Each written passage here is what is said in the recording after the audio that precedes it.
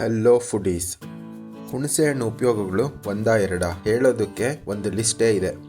ದೇಹದ ಉಷ್ಣತೆ ಕಡಿಮೆ ಮಾಡುತ್ತೆ, ಪಿತ್ತ ಶಮನ ಮಾಡುತ್ತೆ, BP ಕಂಟ್ರೋಲ್ಗೆ ತರುತ್ತೆ, ಶುಗರ್ಗೂ ಕೂಡ ಇದು ಒಳ್ಳೆಯದು. ಇದರಲ್ಲಿ ವಿಟಮಿನ್ A, B, C ಎಲ್ಲ ಇರುತ್ತೆ. ಮತ್ತು ಇದು ಅಜೀರ್ಣಕ್ಕೂ ಒಳ್ಳೆ ಮದ್ದು. ಇದರಲ್ಲಿ ಫೈಬರ್ ಕಂಟೆಂಟ್ ಕೂಡ ಹೆಚ್ಚಾಗಿರುತ್ತೆ ಮತ್ತು ಮಲಬದ್ಧತೆ ಕೂಡ ಇದು ಹೋಗಲಾಡಿಸುತ್ತೆ. ಹೀಗೆ ಒಂದಾ ಎರಡ ಇದ್ರ ಉಪಯೋಗಗಳು ತುಂಬಾ ಇದೆ. ನಮಗೆ ಕೆಲವೊಮ್ಮೆ ಈ ಜ್ವರ ಬಂದಾಗ ಇಲ್ಲ ಯಾವಾಗಾದರೂ ಮನೆಯಲ್ಲಿ ಮಾಡಿರೋ ಸಾರು ತಿಂದು ನಾಲ್ಗೆಗೆ ರುಚಿನೇ ಹತ್ತಿರ ಆಗೋಗಿರುತ್ತೆ. ಅಂಥ ಟೈಮಲ್ಲಿ ಈ ಹುಣಸೆ ಹಣ್ಣಿನ ಗೊಜ್ಜು ಮಾಡಿದ್ರೆ ಅನ್ನ ಮುದ್ದೆ ಯಾವುದಕ್ಕೆ ಬೇಕಾದರೂ ಸರಿ ಹೊಟ್ಟೆ ತುಂಬ ಊಟ ಮಾಡ್ಬೋದು. ಸಖತ್ ಟೇಸ್ಟ್ ಇರುತ್ತೆ ಇದು ಈಗಿನ ಮಾಡ್ರನ್ ಜನಕ್ಕೆ ಗೊತ್ತೇ ಇರೋದಿಲ್ಲ. ನಿಮ್ಮ ಮನೆಯಲ್ಲಿ ಅಜ್ಜಿ ಅಂದ್ರಿದ್ರೆ ಅವರು ಈ ರೀತಿ ಮಾಡ್ತಾ ಇರ್ತಾರೆ. ಸೊ ಬನ್ನಿ, ಇವತ್ತಿನ ವಿಡಿಯೋದಲ್ಲಿ ನಾವು ಈ ಹುಣಸೆ ಹಣ್ಣಿನ ಹಸಿ ಕೈಗೊಜ್ಜನ್ನ ಯಾವ ರೀತಿ ಮಾಡೋದು ಅಂತ ತೋರಿಸ್ಕೊಡ್ತಾ ಇದೀವಿ. ತುಂಬಾನೇ ಸುಲಭ ಇದು. ನೀವು ದಿಢೀರಂತ ಒಂದು 5-10 ನಿಮಿಷದಲ್ಲಿ ಮಾಡ್ಕೊಂಡು ರೆಡಿ ಮಾಡ್ಕೊಬಿಡ್ಬೋದು. ಮತ್ತೆ ಒಳ್ಳೆ ಟೇಸ್ಟ್ ಬರುತ್ತೆ, ತುಂಬ ಡಿಫ್ರೆಂಟ್ ಟೇಸ್ಟ್ ಇರುತ್ತೆ ಇದು. ಬನ್ನಿ ಹಾಗಾದರೆ ಇದಕ್ಕೆ ಬೇಕಾಗಿರುವಂಥ ಇಂಗ್ರೀಡಿಯೆಂಟ್ಸ್ನ ನೋಡ್ಕೊಳ್ಳೋಣ. ಮೊದಲಿಗೆ ಒಂದು ನಿಂಬೆ ಗಾತ್ರದ ಹುಣಸೆ ಹಣ್ಣು ಹಳೇದಾದಷ್ಟು ಇದ್ರ ಹುಳಿ ಜಾಸ್ತಿ ಇರುತ್ತೆ, ಹಾಗೆ ಬಣ್ಣನೂ ಸ್ವಲ್ಪ ಕಪ್ಪಗಾಗಿರುತ್ತೆ. ಸ್ವಲ್ಪ ಕೊತ್ತಂಬರಿ ಸೊಪ್ಪು, 4 ಮೆಣಸಿನ್ಕಾಯಿ, ಅರ್ಧ ಸ್ಪೂನ್ ಜೀರಿಗೆ, ಒಂದು ಚಿಕ್ಕ ಗಡ್ಡೆ ಬೆಳ್ಳುಳ್ಳಿ, ಅರ್ಧ ಉಂಡೆ ಬೆಲ್ಲ, ಒಂದು ಚಿಕ್ಕ ಈರುಳ್ಳಿ ಸಣ್ಣದಾಗಿ ಹಚ್ಚಿಟ್ಕೊಂಡಿದ್ದೀನಿ, ಮತ್ತು ರುಚಿಗೆ ಬೇಕಾದಷ್ಟು ಉಪ್ಪು. ಈಗ ಬನ್ನಿ ಇದನ್ನು ಮಾಡೋದು ಯಾವ ರೀತಿ ಅಂತ ನೋಡೋಣ. ಮೊದಲಿಗೆ ಒಂದು ಸಣ್ಣ ಮಿಕ್ಸಿ ಜಾರ್ ತೊಗೊಂಡಿದ್ದೀನಿ. ಅದರಲ್ಲಿ ಹಸಿ ಮೆಣಸಿನ್ಕಾಯಿ, ಜೀರಿಗೆ, ಬೆಳ್ಳುಳ್ಳಿ ಮತ್ತು ಕೊತ್ತಂಬರಿ ಸೊಪ್ಪನ್ನು ಹಾಕಿ ಮಿಕ್ಸಿ ಮಾಡ್ಕೊತಾ ಇದ್ದೀನಿ.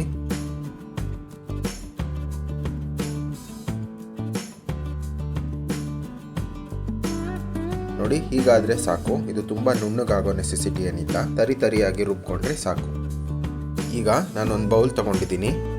ಇದರಲ್ಲಿ ಹುಣಸೆ ಹಣ್ಣನ್ನು ಮೊದಲೇ ನೀರಲ್ಲಿ ನೆನೆಸಿಟ್ಕೊಂಡಿರಬೇಕು. ಹುಣಸೆ ಹಣ್ಣು ಮೆತ್ತಗಾಗೋವರೆಗೆ ನೆಂದರೆ ಸಾಕು ಇದು. ಈಗ ಇದನ್ನು ಚೆನ್ನಾಗಿ ಈ ರೀತಿ ಬೆರಳುಗಳಿಂದಾನೇ ಪ್ರೆಸ್ ಮಾಡಿ ಇದನ್ನು ಈ ರೀತಿ ರಸ ಬಿಡೋ ತನಕ ಇದನ್ನು ಚೆನ್ನಾಗಿ ಹಿಂಡ್ಕೊಳ್ಳೋಣ.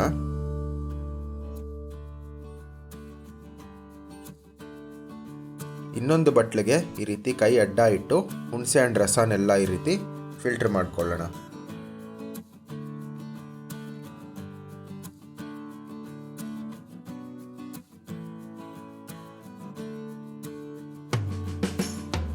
ನೋಡಿ, ಈ ರೀತಿ ರಸ ಮಾತ್ರ ಬೇರ್ಪಡಿಸ್ಕೊಳ್ಳಿ. ಇದೇ ರೀತಿ ನೀವು 2-3 ಸಲ ಹಿಂಡಿ ಹುಣಸೆ ರಸನ ಒಂದು ಬೇರೆ ಪಾತ್ರೆಗೆ ತೆಕ್ಕೊಳ್ಳಿ.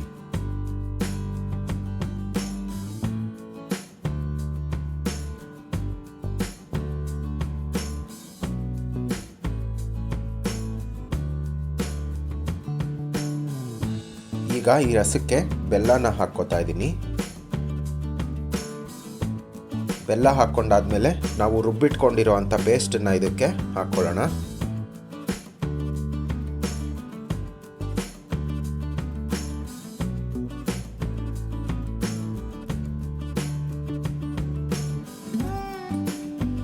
ಆಮೇಲೆ ರುಚಿಗೆ ತಕ್ಕಷ್ಟು ಉಪ್ಪನ್ನು ಸೇರಿಸ್ತಾ ಇದ್ದೀನಿ. ಎಲ್ಲನೂ ಸೇರಿಸಿ ಬೆಲ್ಲ ಚೆನ್ನಾಗಿ ಕರಗೋ ತನಕ ಇದನ್ನು ಮಿಕ್ಸ್ ಮಾಡ್ಕೊಳ್ಳೋಣ.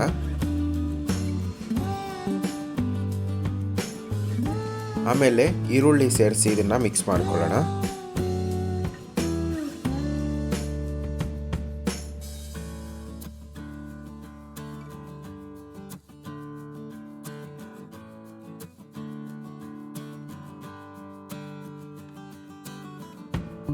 ಇದಕ್ಕೆ ನಾನಿವಾಗ ಸ್ವಲ್ಪ ನೀರು ಹಾಕ್ಕೋತಾ ಇದ್ದೀನಿ.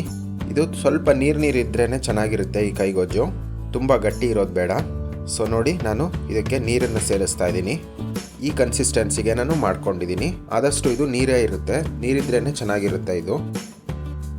ನೋಡಿ, ಈ ಕನ್ಸಿಸ್ಟೆನ್ಸಿಗೆ ನಾನು ನೀರಾಗಿ ಇದನ್ನು ಮಾಡ್ಕೊಂಡಿದ್ದೀನಿ.